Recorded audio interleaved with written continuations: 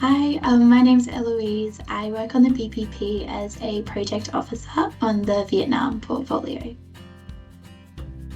I wrote the toolkit because our Vietnam GEDSI advisor, GEDSI being gender equality, disability and social inclusion, she noticed that some of our partners were releasing comms that subconsciously reinforced outdated gender roles. And these partners, they wanted to include women, but their communication kind of told a bit of a different story.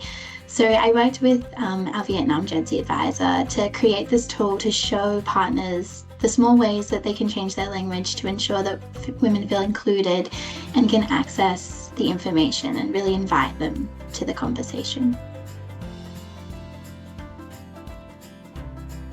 The sense of communication is really important because especially in the climate crisis, women are disproportionately affected.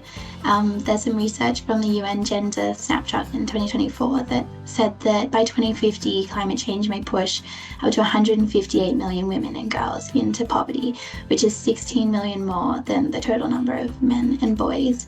And our communications and our partners are really engaging in these crucial conversations around climate change, adaptation, and mitigation. And we know that we need to have women at the table in these conversations. So gender sense of communication helps us A, get them there, and then B, once they're there, feel seen and heard. Ways of the toolkit, it's first important to kind of look at what is gender sense of communication. So that involves the conscious use of words and images that challenge bias and disrupt stereotypes, some key principles. So one of them is ensuring balanced representation.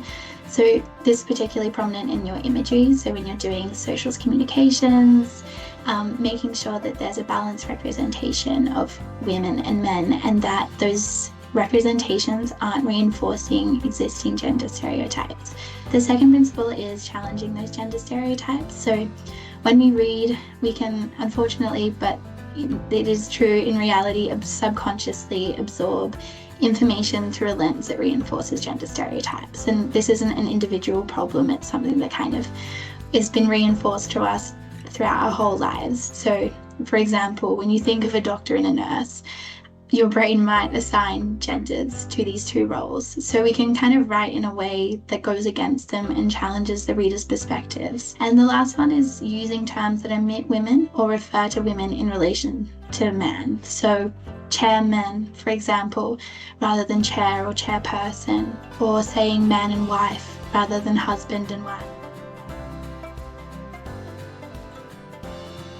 And I hope that partners can use the practical toolkit, which is at the end, to reflect on their comms and their job ads and their internal communications and advertisement, to consider whether they are opening themselves up to hearing from women and inviting them in. I don't think anyone ever purposely omits them, but I think that this toolkit can really help people reflect on how they might be doing it in a subconscious way and change that.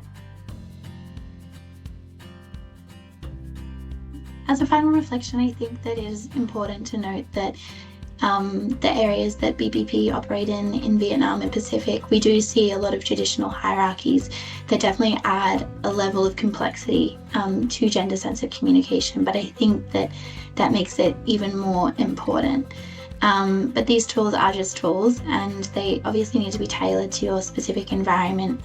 You know the people better than we do, but I do hope that at the crux of gender sensitive communication, partners can see that empowering women to take opportunities and to be part of important conversations does take work. It doesn't just happen.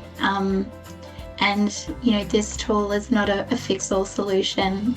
It's one kind of tool that you can have in your tool belt to ensure that women are coming. But there's so many other things that we still need to do to ensure that they're part of the conversation. But I really hope that this toolkit is useful and your communications are gender sensitive.